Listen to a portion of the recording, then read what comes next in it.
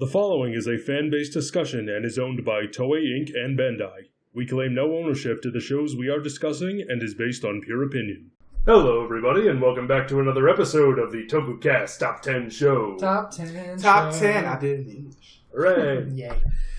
And today is kind of a special one. This is the first Top 10 that we ever got a suggestion for. That is the Top 10 Best Movie Writers. Thank you, Keita Abe, for this suggestion. So this one took a bit, mainly because there are a lot of movie writers, but it didn't really take a bit as much as on us. Like we hadn't watched all of the movies yet. Yeah, like I've seen them all except for G4, but it's just like we didn't have as much of a problem picking them as did ordering them. Yeah. Because this one there was like no argument. It was just like, yeah, this is it. Yeah, this is one of the few top 10s where we did not argue. Yeah, it was just like, well. Okay. But let's start off with some honorable mentions. You want to start off? Yes. I want to start off with two from one of the Ryuki movies with Ryuga and Fem. I like both of the ways they look. They're especially because they're counter to each other. One's black, one is white. It's a really good balance. I really like the way that even though Tackle exists, she's not considered a Kamen Rider, but Fem is. She's our first official female Kamen Rider, and I like that. She also starts, the trend. But of death. Yeah. Spoiler alert. And I also like Ryuga. He doesn't really end up doing much. He's just legitimately a dark Shinji. But I like the way he felt really threatening every single time he showed up. I liked the black drag rider. It just looks good. I think that with the amount of a threat that he actually was in this movie, it sort of boosts him up for me a little bit. My honorable mentions is, the first one is Bujin Rider Gaim. I love Gaim, my favorite Kamen Rider, bar none. And with my favorite color being red, it just kind of seemed like a no-brainer. It was an interesting idea. Blood orange arms. Yeah, it was an interesting idea. The character wasn't that great. He wasn't a good villain. I will admit that. But I love the look. My other honorable mention is Kamen Rider Mage from Wizard. One of the few good things Wizard gave us. Mainly because it was such an interesting look. With the incomplete gem being... Yeah, and the incomplete gem in the face, and then the giant claw, which I still thought was cool, and yet you still somehow got a ring on it. Yeah. He liked it. He put a ring on it. Yeah. I just thought it was a cool look, and the spikes coming out, and the fact that it is in the show, yes. With multiple colors and everything. Yeah, which is one of the reasons why it didn't make the actual main list, but it started in the movies. So. Yeah, just like the Riot Troopers from Fives, but yeah. But those are my honorables. Mine is Kamen Rider Kamuro from the Gaim soccer movie. Silver Apple. The Silver Apple. Silver and blue, I really like his color scheme. I think he looks cool, and his character wasn't the greatest, which is why he's an honorable mention. But I think he looked really cool, and he weirdly enough got more character in the actual show from that crossover episode. Yeah, it's really... Yeah. But not a bad movie, not a bad writer. I liked it.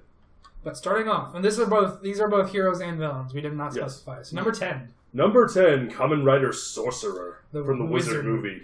One of the greatest things about the Wizard in general. I really liked his look. Mm-hmm. I think the look, especially because that gold and black, like gold and black is one of those things that always goes together well, even with Beast.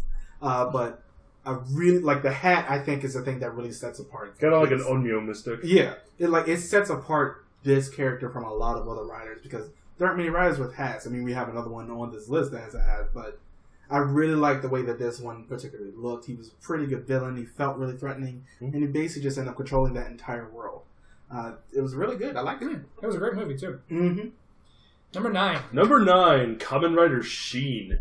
Which we just finished discussing in the Shin movie review and the Zio and J review. Yeah. I was not there for that, so I'll give you a quick review. So I'll give you my quick review. Zekros, it sucks. Kamen Rider Sheen, really liked it. Yeah. And despite the grotesque henshin. And I love that. I freaking love that henshin. It was scary. I am trying to imagine in the team-up movies where Kamen Rider Sheen and all the other ones are teamed up with the Heisei Riders and whatnot. I'm trying to imagine him doing this henshin. if you want to call it, like, with everyone else, it's like, frame, please, Uchigita! And then he cut to him, and he's just, his skin's breaking off and everything. I just think that is amazing. So that just happened. Yeah. Yes. Luckily, I didn't think about it. Number 8. But Kamen Rider Sheen, he's great. Number 8, Kamen Rider Glaive. Who, first off, you love symmetry. Yes. I also really like this color scheme. I like the way that the rest of the Blade Riders, they all have eyes and everything. This one is very Cyclops-esque. Yeah. And I like the way that he looked. I like the way they handle him in both of the movies that he was in, where he basically ends up becoming an evil rider, even though he tries to do so much for good at the beginning, but he ends up becoming very twisted. His character arc, even though it was sort of short, was very, very good for what they gave him. I really like Glaive, along with Lance and Leark. But yeah, he's very, very good. He is good. Moving on to number 7, we have Kamen Rider Mars from the Guy movie. Which also from the soccer movie. I just like the look. And he was a much better villain. He was the first one to get the apple. Mm-hmm. With the other 7,000. I really like how they made Apple work for him. Yeah. I like how Apple was because that was the fruit I always wanted to see done on the show, and it was done. It was done well with a sword and shield. I thought it was done very well. Yep. Mm-hmm. I really like the color scheme, red and gold, all black, gold, and red. Yeah, cool. It's just really, really good. And he gets a flame horse. He does get a fire horse. Is kicked to death, but he also does get a fire horse. He was the villain. Of course, he gets kicked to death. I'm talking about the horse. It was a villain. Next one. Number 6. Same person, but he had 2 different forms in the same movie, and that is Kamen Rider Aqua / Kamen Rider Poseidon. I kind of preferred the Poseidon form in terms of aesthetics. The color scheme was just so strange. It's like dark. It's like a lighter blue, a darker blue, and then red. Yeah, and I was like, I guess. I mean, it's still shark, not bad. Whale, and then wolffish. Yeah, it's still pretty a little good. Weird, but I like it. But Aqua's form is also really cool, very sleek, and I like it. Very because he's water based. Yeah, that's how he henshins is with water. He's designed to work in the water. He's a very sleek rider. I'm a little bit off on the helmet. It reminds me a little bit of like the ones from the reboot, the first and the next movies. Yeah, but I mean, it's still not bad. I really like the color scheme. Yeah, I like it a lot. I like blue. Number 5? Number 5 is Kamen Rider Lupin. Another rider with the hat. This very suit, fabulous hat, if I might add. This suit, though. The suit's great. He is the most gentlemanly of all the Kamen Rider in terms of his suit. Even though it's not symmetrical, I like the color scheme. Pretty damn close. It fits for the character because he's very gaudy. I mean, he does everything. He's supposed to be Lupin the Third. He does everything in a very, flashy manner and everything like that, and it works for the character very well. And not to mention, it was just great to see the Drive movie with a cop Kamen Rider go up against a master criminal. Yeah, and it was just. It's a nice dichotomy. Yeah. This is very good. I mean, plus the hat. The hat is cool. Marcus likes hats. He loves the accessories.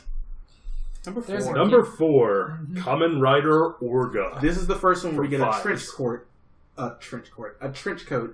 on a rider, and it looks great. I mean, yes, the head is just a little bit big, but it still looks really good. Well, wasn't like the point of Orga to be like he's like the king? Yeah, the head is kind of very crown. He's supposed Would you call to be this a crown?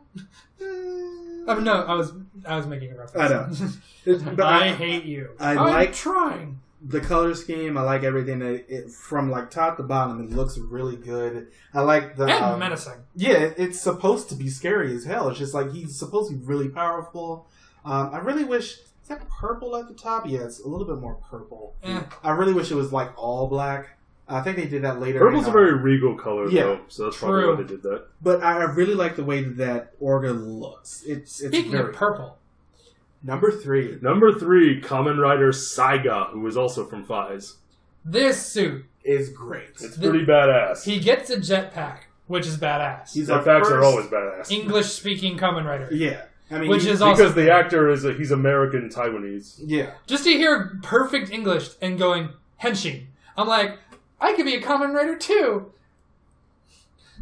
In my dreams. Yeah, he looks really good. I love the purple on this. I think his color scheme might be the best out of the ones on this list. Really? It just works so well to me. In terms of color scheme, yeah, I can see why. Yeah, it's like that. The white. I'd have said Mars. Yeah, it's like the white, the purple. It's like a sort of off purple. It's just it speaks to me on a spiritual level. I just really like the way that it looks. Even though it's a little bit bulky in the chest, the fact that he like really most of his thing ends up just being flying around and things like that, I think it's pretty A-okay.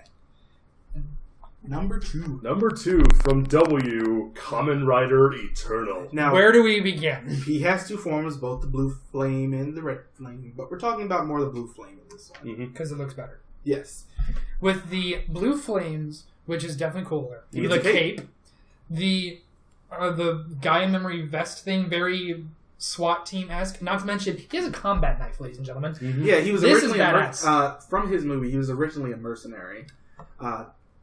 It shows. Have we ever had a Kamen Rider who just fights with a knife?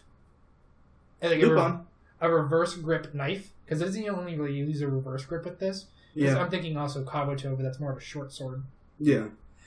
It's still great. I love the way that this looks. Eternal. I love the way he looks. The movie, the Eternal movie, is also great. Yes, it is. It's one of the A to Z movie is one of the best Kamen Rider movies. I'm about to say the solo Eternal movie is a little but the actual A to Z movie is one of the best Kamen Rider movies ever.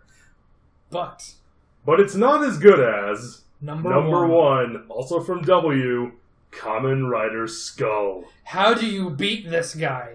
How can any movie writer be better than Skull? He's just so badass. He is the baddest of the badass. I remember that one portion in was it Megamax for these two, where he was in that movie. He was in the O's. It was the Decade W movie.